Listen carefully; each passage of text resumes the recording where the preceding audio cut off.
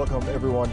Now, according to a report by the International Campaign to Abolish Nuclear Weapons, 9 nuclear powers increased investments in their arsenals for a third consecutive year in 2022. Another report from the Stockholm International Peace Research Institute says some countries, like the U.S. and UK, have even reduced transparency in their nuclear programs. So where are we headed as the world's major nuclear armed states race for more nuclear weapons as geopolitical tensions grow? And what happened to the heyday of efforts toward disarmament? We'll be asking these questions on this episode of Spotlight.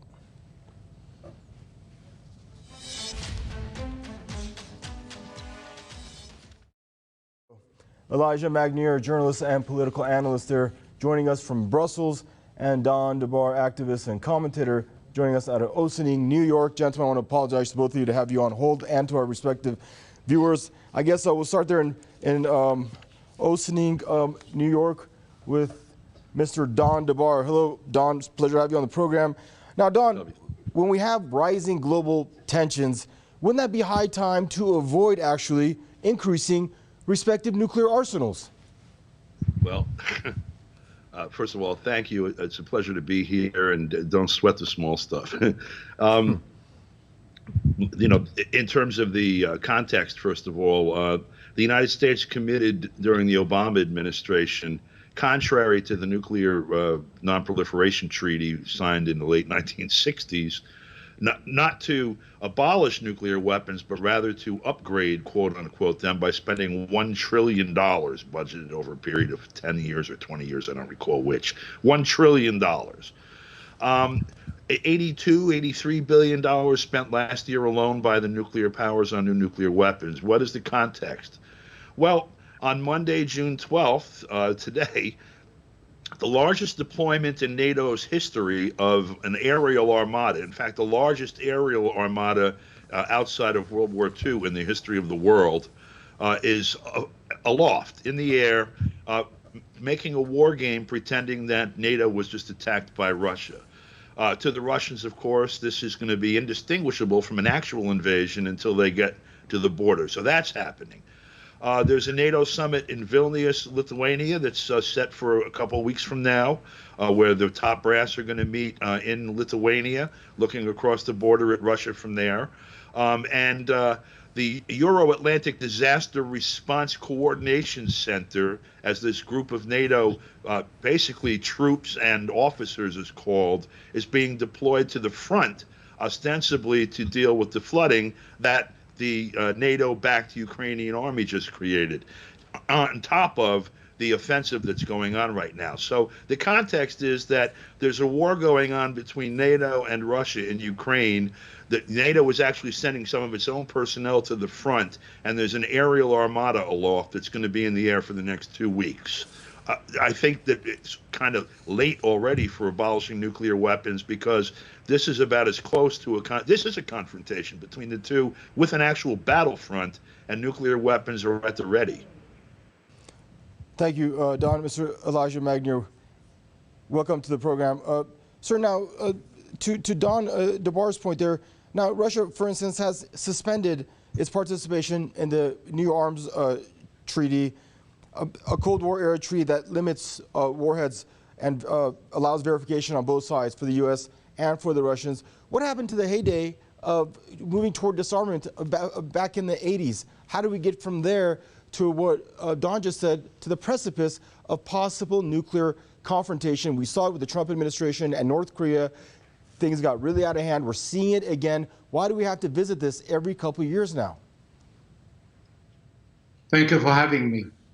I think the attitude of the United States of America and its allies toward Russia and the rest of the world has been to impose its hegemony and show a force to make sure that all the countries around the world can observe its power either in the air or on the ground, and also in the nuclear capability.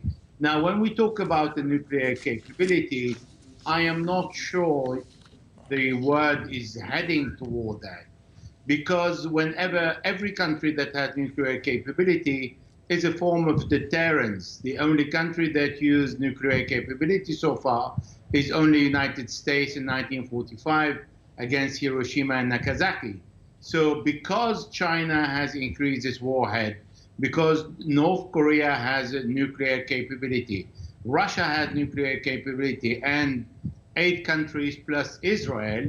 So we understand that the war that's going on today, all the players are making sure they don't push it to the limit of using this capability, this nuclear power. So ceasing the collaboration and the coordination on the number of warheads and what they do to reduce it or not is also a movement of power and deterrence from one country to another. Today, Russia feels threatened, China feels threatened by the US, and this is why there is no collaboration and there is no intention to collaborate with the US, because the Americans are trying to defend their hegemony that is starting to collapse.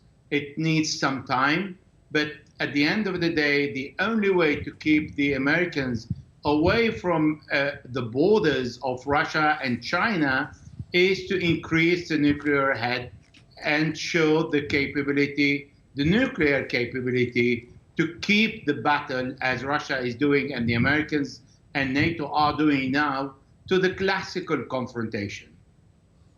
And thank you, Elijah. And Don, help us understand what Elijah alluded to, that the only country to use a nuclear bomb on another country, the only country to spend last year over $42 billion revamping its nuclear warheads, while threatening everyone else against doing, basically kicking off a nuclear program, or basically sanctioning anyone that wants to add to their nuclear arsenal, or in Iran's case, sanctioning a country that wants to enhance its civilian nuclear program. Help me understand the self-awarded divine right for the U.S. by itself, for itself, to remain nuclear.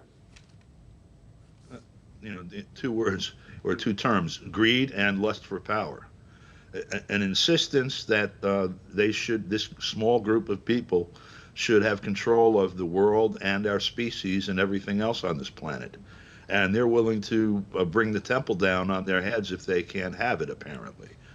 They are the only people that have ever used atomic weapons on other human beings, and they did it twice, just to make the point clear. There's more to it than that, though. They also began a rapid development program of atomic weapons with a plan that when they reached 250 weapons, which had been determined to be enough to reduce the industrial base of the Soviet Union and East Europe to 0, that they were going to deploy them. And the only thing that stopped that from happening was the fact that the Soviet Union exploded its own atomic bomb before they got there, which changed the game.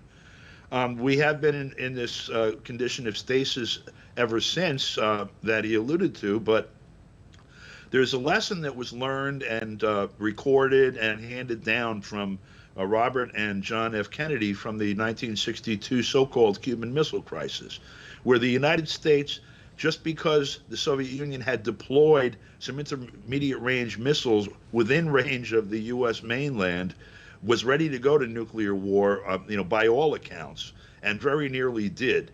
The lesson that they learned at that time was that it is a fool's errand to put one of the 2 nuclear powers, superpowers, into a corner where their choice has to be either to use nuclear weapons or suffer a humiliating defeat. And right now,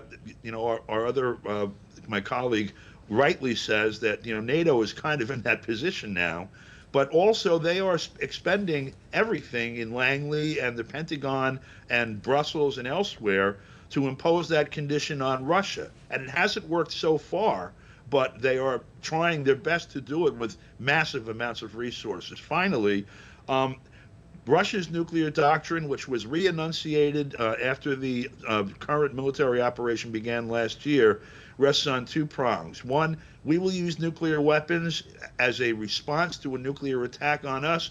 And 2, we reserve the right to use them in the event that there is an existential threat to the Russian state. The United States responded with the State Department saying we intend to decolonize Russia and break it up into constituent parts, and then only a month and a half ago attempting an actual decapitation of the Russian government with a drone hit on the Kremlin. We are in a very dangerous time, and we do not have John Kennedy with his finger on the button now, but rather, excuse me, but a dementia patient and the people that put him there. Thank you, Don. Elijah, I want to go, revisit this report that we kicked this off with. The world's 9 nuclear armed states jointly spent $82.9 billion on their arsenals last year. That's just single year, with the U.S. accounting for more than half of that, according to this report by the International Campaign to Abolish Nuclear Weapons, ICAN. My question to you, why did the Nobel Peace Prize, why did they give Barack Obama that prize for simply saying, not carrying it out, but simply saying that the U.S. wants to devote itself to nuclear disarmament? And if you could take it one step further, what stopped his administration from putting that into practice? Well, we cannot discuss and argue what's happening in the West because everything is under the Western control. It is not international control because there is nothing that is called international. We have the West that is deciding. On top of the West is the United States that control the rest of the West, particularly Europe.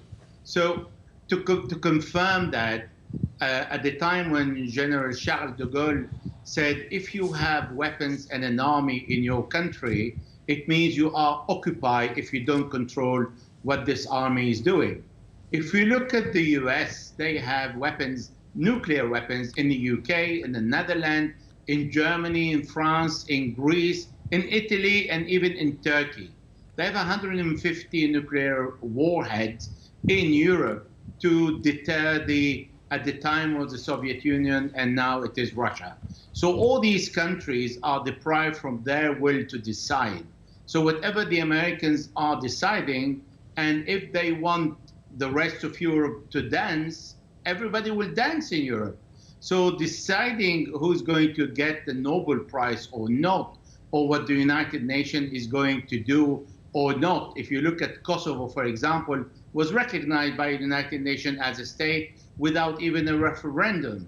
So all these double standard is very well known now, is no longer a secret, or it is coming out where people are really voicing this double standard in the rest of the world and detaching themselves slowly but surely from the US hegemony.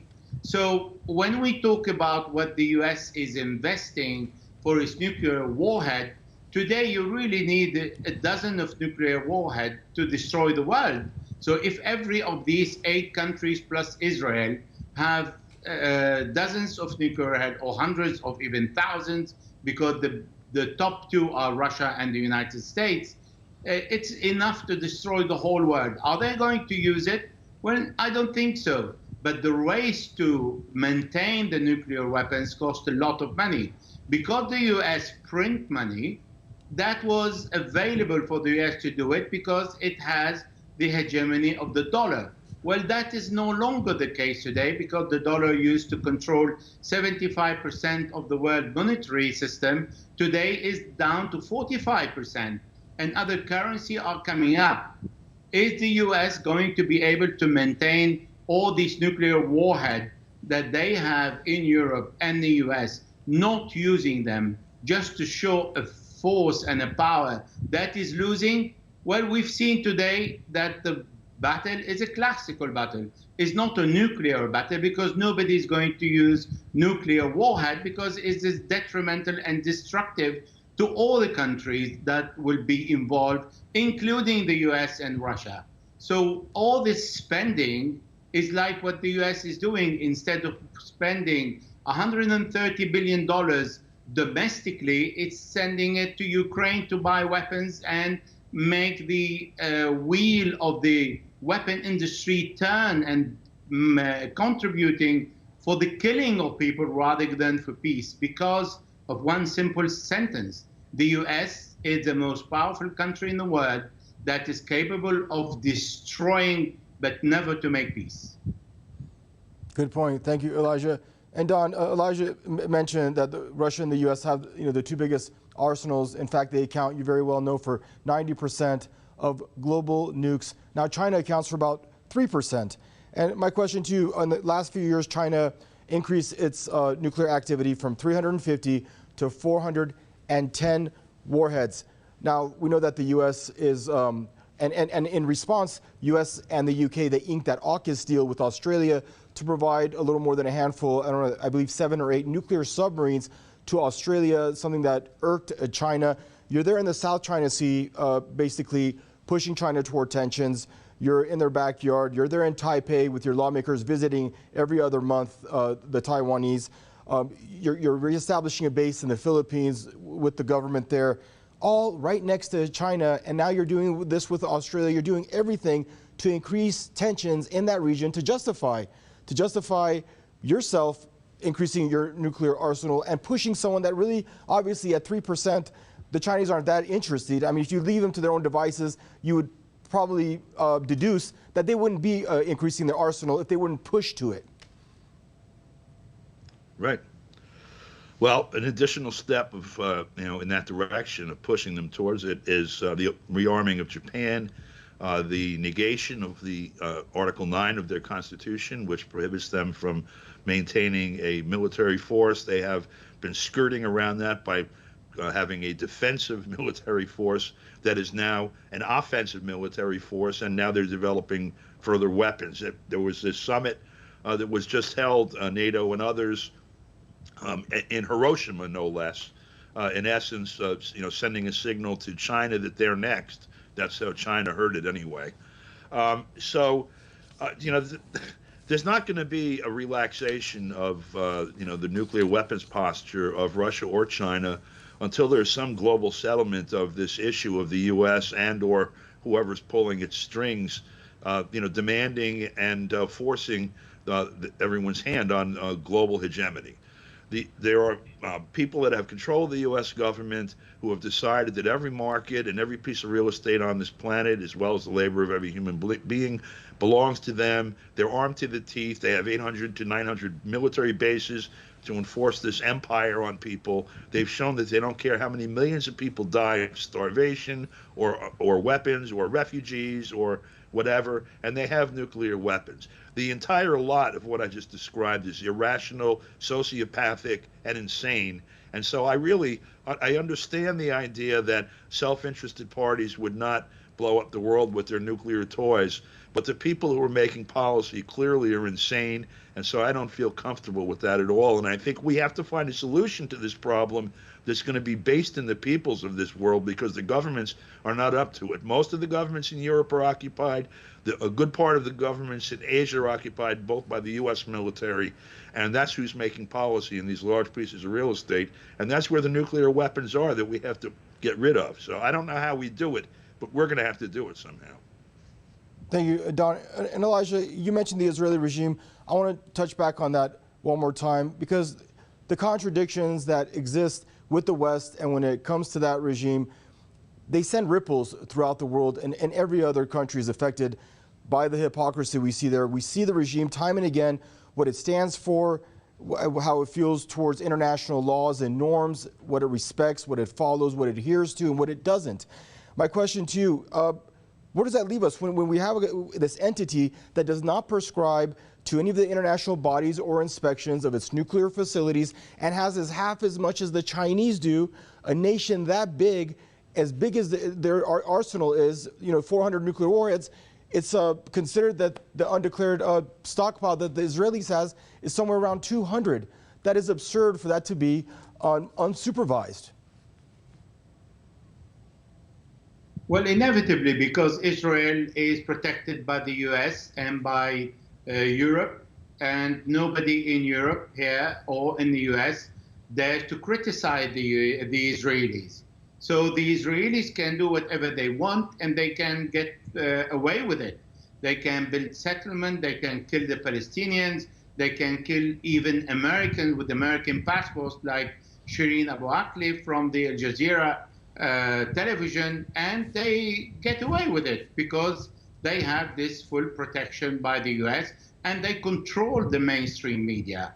So nobody is talking about the Israeli nuclear program that was initiated by France and continued by the US, and they support the Israelis in what they do.